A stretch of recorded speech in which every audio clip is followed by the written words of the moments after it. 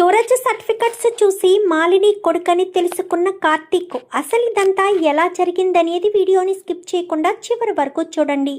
కార్తీక దీపం అప్కమింగ్ ఎపిసోడ్స్లో ఏం జరగబోతుందో ముందుగా తెలుసుకోవాలి అనుకుంటే కింద కనిపిస్తున్న హైప్ బటన్ మీద క్లిక్ చేసి వీడియోని లైక్ చేసి ఛానల్ని సబ్స్క్రైబ్ చేసుకుని పక్కనే ఉన్న బెల్ సింబల్లో ఆల్ పై క్లిక్ చేయండి. సూరజ్ నిజ స్వరూపం అందరి ముందు బయట పడాలి అని మీరు కూడా కోరుకుంటే కామెంట్లో ఎస్ అని టైప్ చేయండి. ఇంకా సూరజ్ని ఇంట్లోంచి బయటికి పంపించేస్తారు కదా, ప్రశాంతంగా ఉండొచ్చు అని చెప్పి జోష్న ఎన్నో కలలు కంటుంది. నిజానికి జోష్నకు తెలియదు పాపం. జోష్నను ఇంట్లోంచి పంపించడం కాదు, జోష్న లైఫ్లోకే తీసుకురావడానికి పెద్ద పెద్ద చర్చలే జరుగుతున్నాయన్న విషయం తెలియని జోష్న వీడిని ఇంట్లోంచి కదా వెళ్ళిపోవని చెప్పాలి, వీడింకా ఆఫీసులోనే తిరుగుతున్నాడేంటి అని చెప్పి ఇంకా వాడితో కలిసి గొడవ పడుతూ ఉంటుంది జోష్న. ఈలోపు కార్తీక్కి శివనారాయణ పనప్పగించాడు కదా, ఎలాగైనా సరే సూరజ్ విషయాలన్నీ తెలుసుకోవాలి. వాళ్ళ అమ్మ నాన్న చనిపోయినా కానీ వాడు అనాథని తెలిసినా వాళ్ళు అసలు ఎవరు ఏంటి పుట్టు పూర్వత్రాలన్నీ తెలుసుకోవాలి అని ఆల్రెడీ చెప్పాడు కదా.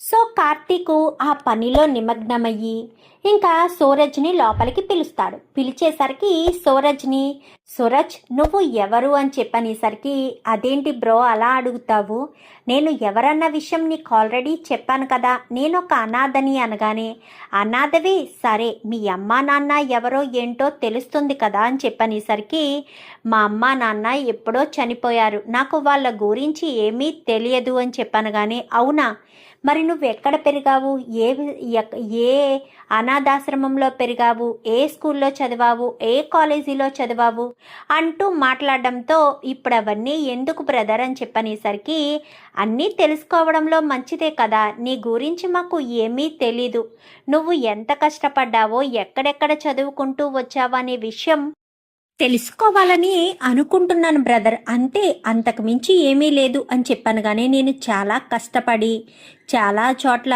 పార్ట్ టైం జాబ్ చేసుకుంటూ చదువుకుంటూ ఇప్పుడు ఈ స్థాయికి వచ్చాను బ్రదర్ అని చెప్పనగానే నువ్వు చెప్తున్నావు సరే నేను తెలుసుకోవాలనుకుంటున్నాను కదా అని చెప్పనగానే ఎందుకులే బ్రదర్, ఆ కష్టాన్నంతా దాటుకుని ఇప్పుడు కొంచెం హ్యాపీగా రిలీఫ్గా ఉన్నాను, మంచి మనుషుల మధ్యకు వచ్చి పడ్డాను, ఇప్పుడు నేను చాలా హ్యాపీగా ఉన్నాను అని చెప్పి ఇంకా సూరజ్ కాస్త అక్కడి నుంచి వెళ్ళిపోతాడు. వెళ్ళిపోయేసరికి ఏంటి బావా సూరజ్ నోటి వెంట అసలు ఏ మాట బయటికి రావడం లేదేంటి, తను అసలు ఎక్కడ చదువుకున్నాడు, తన స్కూలింగ్ ఎక్కడ, కాలేజీ ఎక్కడ, ఏ అనాథాశ్రమం ఏది కూడా చెప్పటం లేదు అని చెప్పాను. కానీ నాకెందుకో అనిపిస్తుంది దీప మా నాన్న చెప్పిందే కరెక్టేమోనని.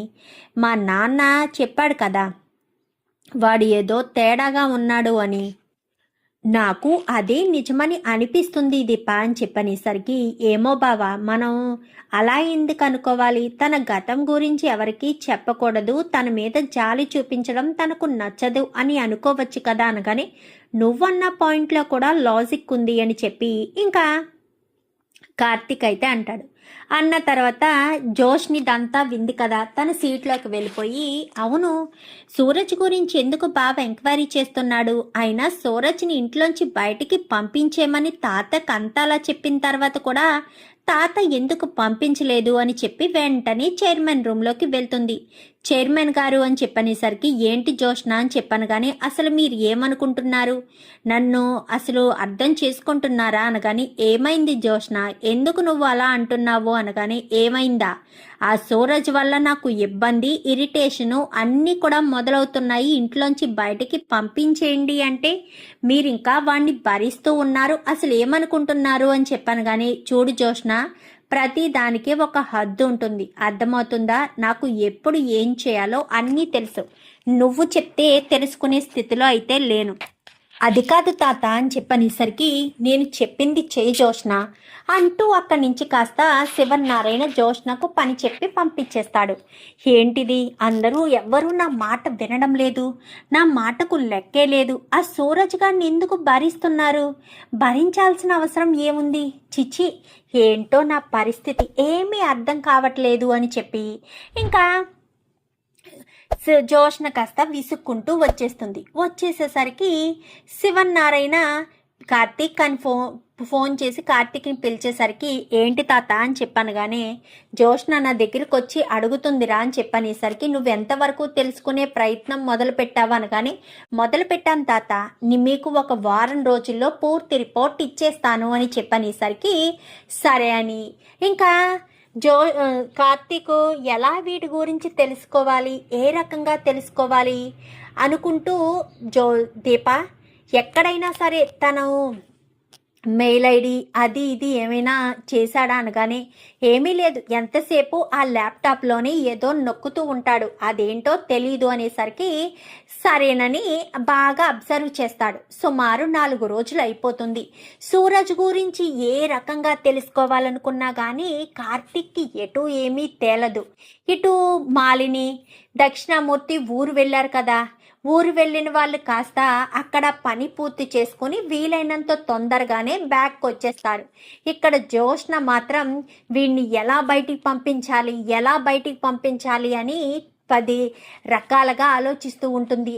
శివనారాయణ ఆల్రెడీ అడిగింది కదా, దశరథని అడుగుతుంది, సుమిత్రని అడుగుతుంది, ఎవరిని అడిగినా మామయ్య గారు నిర్ణయం తీసుకుంటా అని చెప్పారు. జోష్న ఎందుకు నువ్వంత తొందరపడతావు, మామయ్య గారు తీసుకునే నిర్ణయం మీద ఆధారపడి ఉంటుంది కదా, నువ్వు తొందరపడి నిర్ణయం తీసుకోవడం వల్ల ఎలాంటి ఉపయోగం ఉండదు. మామయ్య గారు చెప్పినట్టు చేయడమే మనం చేయాల్సిన పని, అది నువ్వు అర్థం చేసుకోకుండా నువ్వేంటి ఇలా అడుగుతున్నావు అని చెప్పి ఇంకా మాట్లాడేసరికి ఇంకా జోష్నకు చాలా ఇరిటేషన్గా అనిపిస్తుంది. ఏంటి గ్రాని, నా మాట ఎవరు వినిపించుకోరేంటి, నన్నెవరు పట్టించుకోరేంటి, అసలు నా గురించి ఆలోచించరేంటి గ్రాని అని చెప్పనగానే అన్నీ జరుగుతాయి, వాళ్ళు ఏదో ఆలోచిస్తున్నారు కదా, నేను ఒక్కసారి దశరథ్తో మాట్లాడతాను అని చెప్పాను. కానీ ప్లీజ్ గ్రాని అర్థం చేసుకో, వాడి వల్ల నాకు ఇరిటేషన్ వచ్చేస్తుంది గ్రాని, వాడిని నేను భరించలేకపోతున్నాను, వాడు మాట్లాడుతుంటే టార్చర్ అనుభవిస్తున్నాను గ్రాని అని చెప్పనేసరికి ఓకే రిలాక్స్, నేను చూసుకుంటానని చెప్పాను కదా, రిలాక్స్ అని చెప్పి ఇంకా మాట్లాడేసరికి సరేనని సైలెంట్గా ఉంటారు. ఇంకా సైలెంట్గా ఉండేసరికి కార్తీక్ ఎలా అయినా తెలుసుకోవాలి అని చాలా అనుకుంటున్నాడు కదా, తన మెయిల్ చెక్ చేస్తే బాగుంటుందేమో అని చెప్పి తన మెయిల్ చెక్ చేద్దామా అంటే మెయిల్ ఐడి తెలీదు. చెక్ చేస్తే మాత్రం మెయిల్ ఐడి తెలిస్తే సరిపోతుందా, పాస్వర్డ్ కావాలి, ఎలా అని అర్థం కాక ఒకరోజు కార్తీక్తో సూరజ్తో పాటు కార్తీక్ కూడా ఆటోలో ఇద్దరు కలిపి ఒకే బండి మీద వస్తారు.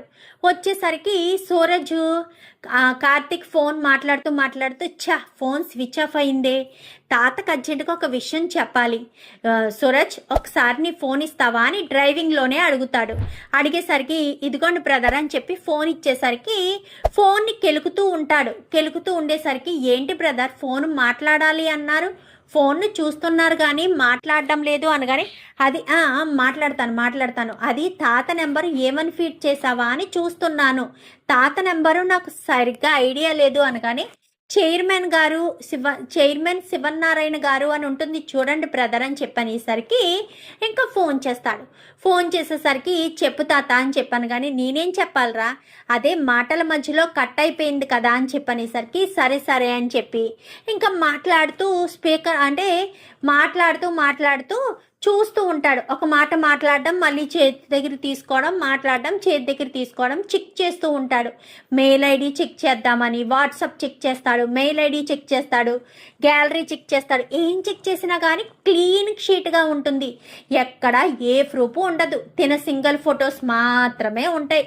పైగా జోష్న ఫొటోస్ అక్కడక్కడ, కంపెనీకి సంబంధించిన ఫొటోస్ అక్కడక్కడ.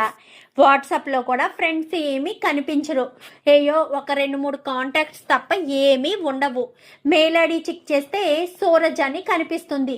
ఈ మెయిల్ ఐడితో ఏమన్నా పని అవుతుందా, మెయిల్ ఐడితో ఏం పని అవుతుంది అని అనుకుంటూ సరే అని వెంటనే తన ఫోన్తో ఆ మెయిల్ ఐడిని కాస్త ఫోటో తీసుకుంటాడు. తీసుకుని అక్కడితో అయిపోయింది ఇదిగో అని చెప్పి ఫోన్ ఇచ్చేస్తాడు. ఇచ్చేసరికి మొత్తం క్లీనప్ చేసేసి ఇస్తాడు. అంటే చూసినవి యాప్స్ కనిపిస్తాయి కదా, సో అదంతా క్లియర్ చేసేసి ఇచ్చేస్తాడు. ఇచ్చేసిన తర్వాత ఇంటికి వెళ్ళిన తర్వాత ఏం చూసాడు బ్రదర్ అని చెప్పి ఓపెన్ చేసి చూస్తే మొత్తం ఆ పేజెస్ అన్నీ కూడా, ఆ యాప్స్ అన్నీ కూడా క్లోజెస్లో ఉంటాయి. బ్రదర్ ఇంతకీ ఏం చూశాడు, నా గురించి ఏం తెలుసుకున్నాడు, ఏం తెలిసిపోయింది అని అనుకుంటూ కొంచెం టెన్షన్ పడుతూ ఉంటాడు. సర్లే, ఏదైనా తెలిస్తే బయట పడుతుంది కదా, బయట పడ్డ రోజునే తెలుసుకోవచ్చు, ఇప్పుడెందుకు నేనంతలా టెన్షన్ పడాలి, టెన్షన్ పడడం వల్ల ఏం ఉపయోగం లేదు అని అర్థం చేసుకున్న సూరజ్ కాస్త సైలెంట్గానే ఉంటాడు. ఇంకా 5 రోజులు కంప్లీట్ అయిపోతుంది. 6వ రోజుకి వస్తుంది.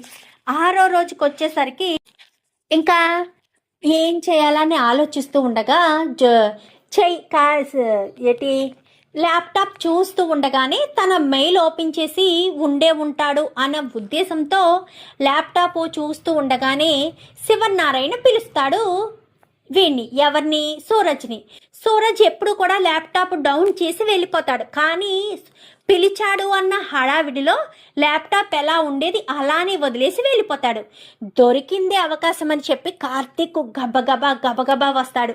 వచ్చి ఇంకిక్కడికి వచ్చిన తర్వాత వెంటనే చూసేసరికి మెయిల్స్, కంపెనీ మెయిల్ ఒకటి ఉంటుంది, తర్వాత సూరజ్ మెయిల్ కనిపిస్తుంది. సూరజ్ మెయిల్ కనిపించేసరికి ఎవరైనా సరే ఇప్పుడు మెయిల్స్లోనే కదా సర్టిఫికెట్స్ దాచుకుంటారు. సో మెయిల్స్లో సర్టిఫికెట్స్ అని టైప్ చేసేసరికి సర్టిఫికెట్స్ కాస్త వస్తూ ఉంటాయి. మొత్తం సర్టిఫికెట్స్ వస్తూ ఉండేసరికి ఇంకా అవి చూసి ఇంకా ఓపెన్ చేసి చూస్తాడు. చూసేసరికి సర్టిఫికెట్స్ అన్నీ కూడా ఫారెన్లో చదివిన సర్టిఫికెట్లే కనిపిస్తూ ఉంటాయి. అది వాడి పర్సనల్ మెయిలే. అంటే ఎందుకంటే మాలిని వీళ్ళిద్దరూ కూడా వాట్సాప్ చూసుకోరు, ఇవి చూసుకోరు, మెయిల్లోనే చాట్ చేసుకుంటారు. ఏదైనా ఇన్ఫర్మేషన్ ఏదైనా అందాలి అన్నా మెయిల్లోనే ఇచ్చుకుంటారు. వాళ్ళు మెసేజ్లు కూడా మెయిల్లోనే చాట్ చేసుకుంటారు. సో మెయిల్ ఎవరికి చూడాలి అన్న ఆలోచన ఉండదు కదా. ఇన్స్టాగ్రాము, వాట్సప్ ఎవరైనా ముందు వాట్సప్ అనుకుంటారు, కానీ మెయిల్ ఎవరు చెక్ చేయరు. కాబట్టి మెయిల్లో వీళ్ళిద్దరూ చాటింగ్ మొత్తం అంతా కూడా కనిపిస్తుంది. మాలిని దగ్గర నుంచి వచ్చిన చాటింగ్. డిపి చూస్తే మాలిని డిపి ఉంటుంది. సర్టిఫికెట్స్ అన్నీ చూస్తే మాలిని అంటే తల్లి పేరుగా మాలిని ఉంటుంది, తండ్రి పేరు పలానాది ఉంటుంది. ఆ పేరు గుర్తుపెట్టుకుంటాడు. పేరు గుర్తుపెట్టుకుని చదివినవన్నీ కూడా ఫారిన్లో చదివినవే, ఇండియాలో చదివింది ఏముండదు. దాని స్కూలింగ్ మొత్తం అంతా కూడా ఫారిన్లో చదివినవే ఉంటాయి. అదేంటి తను అనాథ అన్నాడు, ఇక్కడే చదివాను అన్నాడు, ఫారిన్లో ఎలా ఉంటాయి అని వెంటనే ఇంకా ఆ సర్టిఫికెట్స్ అన్నీ కూడా షేరింగ్ ద్వారా, అంటే ల్యాప్టాప్ టు ఫోన్ షేరింగ్ ద్వారా తన సర్టిఫికెట్స్ అన్నీ కూడా షేర్ చేసేసుకుని ఎక్కడ సూరజ్ వచ్చేస్తాడేమోనన్న కంగారుగా మొత్తం తను చూసిన లేటెస్ట్ అన్ని విండోస్ అన్నీ కూడా క్లోజ్ చేసేసి కంపెనీ మెయిల్ ఎలా అయితే ఉంటుందో అలా పెట్టేసి ల్యాప్టాప్ కొంచెం డౌన్ చేసి ఎలా అయితే పెట్టాడో అలానే పెట్టేసి కార్తీక్ వచ్చేస్తాడు. వచ్చేసేసరికి ఇంకా గబగబా పక్కకు వచ్చి ఏం బావా ఏం తెలిసింది అనగానే, తెలిసింది జ్యోత్స్న, దీప తెలియాల్సిందే తెలిసింది, నాకు ఇది తెలిసింది, క్లారిటీగా ఇంకా తెలియలేదు, తెలుసుకుంటాను అని చెప్పి వెంటనే దశరథికి ఫోన్ చేస్తాడు.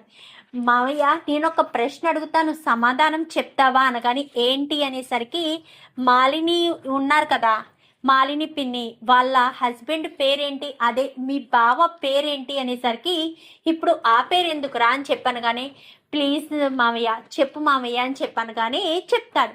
వాళ్ళ ఆయన పేరేంటి, భరద్వాజ్ మాట. సో భరద్వాజ్ అని చెప్తాడు. భరద్వాజ్ అని చెప్పేసరికి అవునా అని చెప్పాను కానీ, అవును, ఇప్పుడు ఆ పేరుతో నీకేం పని ఉంది అనగానే, చిన్న పనుందిలే మామయ్య, సరే నేను మళ్ళీ చేస్తాను అని చెప్పి ఫోన్ పెట్టేసి ఇంకా తన ఫోన్కి పంపించుకున్న సర్టిఫికెట్స్ ఫైల్ ఉంది కదా ఫోల్డరు, అది ఓపెన్ చేసి చూసేసరికి ప్రతి దాంట్లో తల్లి పేరు మాలిని, తండ్రి పేరు భరద్వాజు, తల్లి పేరు మాలిని, తండ్రి పేరు భరద్వాజు, తల్లి తండ్రి పేర్లు కూడా ఉంటున్నాయి కదా ఇప్పుడు సర్టిఫికెట్స్లో. సో ఆ రెండు కనిపించేసరికి ఒక్కసారిగా అర్థమైపోతుంది ఇంకా కార్తిక్ అయితే, అంటే ఈ సూరజ్ దక్షిణామూర్తి తాతయ్య మనవడా, మరి ఎందుకు అబద్ధం చెప్పి ఇంట్లోకి వచ్చాడు? ఏ ఉద్దేశంతో ఇంట్లో అడుగు పెట్టాడు? ఎవరూ లేరు అనాథను అంటూ ఎందుకు చెప్పాడు? చెప్పాల్సిన అవసరం ఏమొచ్చింది? ఎందుకు మోసం చేసి ఇంట్లో అడుగు పెట్టాల్సిన పరిస్థితి వచ్చింది? జోష్నని ఎందుకు ప్రేమించడానికి ఇంత ఆసక్తి చూపిస్తున్నాడు? జోష్న విషయంలో ఇంత ఆసక్తి ప్రేమ ఎందుకు చూపిస్తున్నాడు? తన మైండ్లో తన మనసులో ఏ ఉద్దేశం ఉంది? ఏ ఉద్దేశంతో ఇదంతా చేస్తున్నాడు అన్న విషయం తెలుసుకోవాలని కార్తీక్ ఈ విషయం ఇటు శివనారాయణ కానీ దీపక్ కానీ ఎవ్వరికీ చెప్పకుండానే సూరజ్ మొత్తం అన్ని చూశాడు కదా. సూరజ్ అని చెప్పనేసరికి ఏంటి బ్రదర్ అని చెప్పాను, కానీ మీతో కొంచెం మాట్లాడాలి, పర్సనల్గా మాట్లాడాలి, బయటికి వెళ్దామా అని చెప్పనేసరికి సరే బ్రదర్, నాకు చిన్న వర్క్ ఉంది, అది కంప్లీట్ చేసి సీఈఓ గారికి చెప్పి వెళ్దాము. మీరైతే సీఈఓ గారి భర్త కాబట్టి చెప్పే పని ఉండదు, మేము చెప్పాలి కదా అనగానే yes correct, protocol is good manners అని చెప్పి ఇంకా కార్తీక్ కాస్త దీప దగ్గరికి వెళ్ళి కూర్చుంటాడు. ఏంటి బావా అని చెప్పాను, కానీ జస్ట్ 5 minutesలో సూరజ్ ఎవరన్న విషయం తెలిసిపోతుంది దీప, అలాంటి కీ పాయింట్ పట్టాను అనగాని ఏంటి బాబా అది అనేసరికి తెలుసుకుంటాను దీప, ఇంకా క్లియర్గా తెలియలేదు, తెలుస్తుంది, తెలియడంతో నీకే ముందు చెప్తాను అనేసరికి ఏంటి బాబా ఏంటో టెన్షన్ పెడుతున్నావు, ఏమీ చెప్పడం లేదు అనగాని చెప్తాను దీప, ఖచ్చితంగా చెప్తాను, నువ్వు టెన్షన్ పడకు, టెన్షన్ పడకుండా ఉంటే క్లియర్గా అర్థమవుతుంది అని చెప్పాను. కానీ సరే బావా అని చెప్పి దీపకు చెప్పిన తర్వాత సూరజ్ వర్క్ కంప్లీట్ చేశాక మేడం నేను కార్తిక్ సార్తో బయటికి వెళ్తున్నాను అనగానే సరే సూరజ్ అని చెప్పి దీపక్ చెప్పి వెళ్తారు. ఇద్దరు కూడా బయటికి వెళ్తారు. బయటికి వెళ్ళాక ఎక్కడికి బ్రదర్ అని చెప్పాను, కానీ ఏదైనా పార్క్ లాంటి చోటికి తీసుకువెళ్ళు బ్రదర్ అని చెప్పనేసరికి పార్క్ లాంటి దగ్గరగా, అక్కడికి ఎందుకు బ్రదర్ అని కానీ ముందు తీసుకెళ్ళి బ్రదర్ అని చెప్పాను, కానీ సరేనని అక్కడికి తీసుకువెళ్తాడు. తీసుకువెళ్ళిన తర్వాత చెంప పగలగొడతాడు సూరజ్తో. అయితే పగలగొట్టేసరికి నేనేం తప్పు చేశాను బ్రదర్, నన్ను కొడుతున్నావు, నేనంత కాని పని ఏం చేశాను అనగాని నువ్వు నాకు అబద్ధం చెప్తావని అస్సలు అనుకోలేదు సూరజ్ అని చెప్పాను, కానీ నేను నీకు అబద్ధం చెప్పానా? ఏం మాట్లాడుతున్నావు బ్రదర్, నేను నీకు అబద్ధం చెప్పడం ఏంటి? నువ్వు నన్ను తప్పుగా అర్థం చేసుకుంటున్నావు బ్రదర్ అనగాని నేను నిన్ను తప్పుగా అర్థం చేసుకోవడం కాదు, నువ్వే నన్ను ఇంతలా మోసం చేస్తావని కలలో కూడా అనుకోలేదు అని చెప్పాను, కానీ నేను నిన్ను మోసం చేయడం ఏంటి బ్రదర్, అసలు నువ్వు ఏమంటున్నావో నాకు అర్థం కావట్లేదు, నువ్వు దేని గురించి మాట్లాడుతున్నావో కూడా నాకు తెలియడం లేదు బ్రదర్ అని చెప్పాను, కానీ దేని గురించి మాట్లాడుతున్నానో తెలియడం లేదా, ఏమంటున్నానో కూడా నీకు అర్థం కావట్లేదా? మీ అమ్మ నాన్న ఎవరు, మీ అమ్మ నాన్న పేర్లు కూడా నీకు తెలీదా? నువ్వు ఎక్కడ చదువుకున్నావు, స్కూల్లో ఎక్కడ చదువుకున్నావు, కాలేజీలో ఎక్కడ చదువుకున్నావు, నువ్వు డిగ్రీ ఎక్కడ కంప్లీట్ చేసావు, డిప్లొమా ఇదంతా బీటెక్ ఇవన్నీ ఎక్కడ కంప్లీట్ చేసావు చెప్పు అని చెప్పనేసరికి ఏదో చిన్న కాలేజా, ఫారిన్లో చిన్న కాలేజీలు ఉండవు బ్రదర్, పెద్ద పెద్ద కాలేజీలో ఉంటాయి, వరుసకు నువ్వు నాకు బ్రదర్వే అవుతావు, తెలియకపోయినా బ్రదర్ అంటేనే పిలుచుకొచ్చాను అని చెప్పనేసరికి వరుసకేంటి అనగానే నువ్వు మాలిని పిన్ని కొడుకు అన్న విషయం బయట పడిపోయింది బ్రదర్ అని చెప్పనేసరికి ఒక్కసారిగా షాక్ అయిపోతాడు ఇంకా సూరజ్. అయితే ఏంటి మాలిని గారి కొడుకున, ఏం మాట్లాడుతున్నావు బ్రదర్, మాలిని గారి కొడుకు అయితే నేను మీ ఇంట్లో ఎందుకుంటాను, అదే కదా నాకు తెలియడం లేదు, నువ్వు మాలిని పిన్ని కొడుకువే కదా, మరి కొడుకువైతే నీ ఐడెంటిటీని దాచిపెట్టి మరి నువ్వు ఇక్కడ ఎందుకుంటున్నావు, ఇక్కడ ఎందుకు ఉండాల్సిన పరిస్థితి వచ్చింది చెప్పు, ఎందుకుంటున్నావు, ఎందుకు ఉండాల్సిన పరిస్థితి వచ్చింది, ఏ కారణం చేత నువ్వు ఉంటున్నావు, ఎందుకు తాతని జోష్నని నన్ను అందరినీ ఎందుకు మోసం చేస్తున్నావు అని చెప్పనేసరికి లేదు బ్రదర్ తప్పుగా అర్థం చేసుకుంటున్నావు అనగానే అవునా సరే ఒక్క నిమిషం అంటూ తన ఫోన్ ఓపెన్ చేసి నీ సర్టిఫికెట్స్ అన్నీ కూడా ఉన్నాయి, మీ నాన్న పేరు భరద్వాజు, మీ అమ్మ పేరు మాలిని, మొత్తం క్లియర్గా కనిపిస్తుంది, ఇంకా ఏం చెప్తావు చెప్పు, నువ్వు కాదా సూరజ్ అంటే నువ్వు కాదా, చెప్పు బ్రదర్ నువ్వు కాదా, ఇందులో ఏది తప్పు, నేను ఏది నమ్మట్లేదు, ఇవన్నీ ఎక్కడ తీసుకున్నానో తెలుసా, నీ ల్యాప్టాప్లో నీ మెయిల్ నుంచి నేను తీసుకున్నవే, పైగా నువ్వు మీ అమ్మతో చాట్ చేసేది వాట్సాప్లోనో ఇన్స్టాలోనో ఫేస్బుక్లోనో కాదు, మెయిల్లో. ఎందుకంటే మెయిల్లో ఎవరు చాట్ చెయ్యరు కాబట్టి. అంతగా ఎవరు మెయిల్ ఒక్కొక్క అఫీషియల్ వర్క్స్ కోసమే ఉపయోగిస్తారు కానీ పర్సన్ టు పర్సన్ చాట్ చేసుకోవడానికి అంతగా ఎవరు ఉపయోగించరు. ఎవరైనా చాటింగ్ అనేసరికి ఫేస్బుక్ చూస్తారు, వాట్సాప్ చూస్తారు, ఇవి మాత్రమే చెక్ చేస్తారు, మెయిల్ చెక్ చేయరు కదా. సో నువ్వు మీ అమ్మ మెయిల్ని టార్గెట్ చేసుకొని చాటింగ్ చేసుకోవడంతో పాటు నీకు సంబంధించిన అన్ని విషయాలు కూడా మెయిల్లోనే భద్రపరిచావు. అలాగే నీ సర్టిఫికెట్స్ కూడా నాకు దొరికాయి. ఈ సర్టిఫికెట్స్ ద్వారానే నువ్వే సూరజ్ అన్న విషయం, మాలిని కొడుకు అన్న విషయం నాకు తెలిసిపోయింది బ్రదర్. ఇంకా నువ్వు నాకు ఏం చెప్పి మభ్య పెట్టాలనుకుంటావో మరి నీ ఇష్టం అని చెప్పనేసరికి అది అది అది అలా ఏమీ లేదు అనేసరికి అలా ఏమీ లేదు అని నువ్వంటే సరిపోదు బ్రదర్, చెప్పాలి. నువ్వు ఏం చెప్తావు, నాకు ఏం చెప్పగలవు, ఏం చెప్పలేవు, చెప్పు బ్రదర్ అని చెప్పాను. కానీ అదేమీ లేదు అనేసరికి నువ్వు నాకు నిజం చెప్పాల్సిందే. రాగానే నిన్ను అడగకుండా ఎందుకు కొట్టానో తెలుసా? నేను నిన్ను నమ్మాను. ఎంతగా నమ్మానో తెలుసా? నాకు తమ్ముడు లేకపోయినా నాకు తమ్ముడు ఉంటే నీలానే ఉండేవాడు కదా అన్నంతలా నమ్మాను నేను. అలాంటిది నువ్వు నన్ను మోసం చేశావు. నీ మోసాన్ని నేను తట్టుకోలేకపోతున్నాను. అది నువ్వు అర్థం చేసుకోకుండా ఇంకా నా దగ్గర నిజం దాచిపెట్టడానికే ప్రయత్నం చేస్తున్నావు. చెప్పు సూరజ్, నిజం దాచిపెట్టడం వల్ల ఉపయోగం లేదు. నువ్వు ఏ ఉద్దేశంతో మా ఇంట్లో అడుగు పెట్టావు, ఎందుకు అడుగు పెట్టావు అనగానే దక్షిణామూర్తి తాతకు శివనారాయణ తాత చాలా ఇష్టం.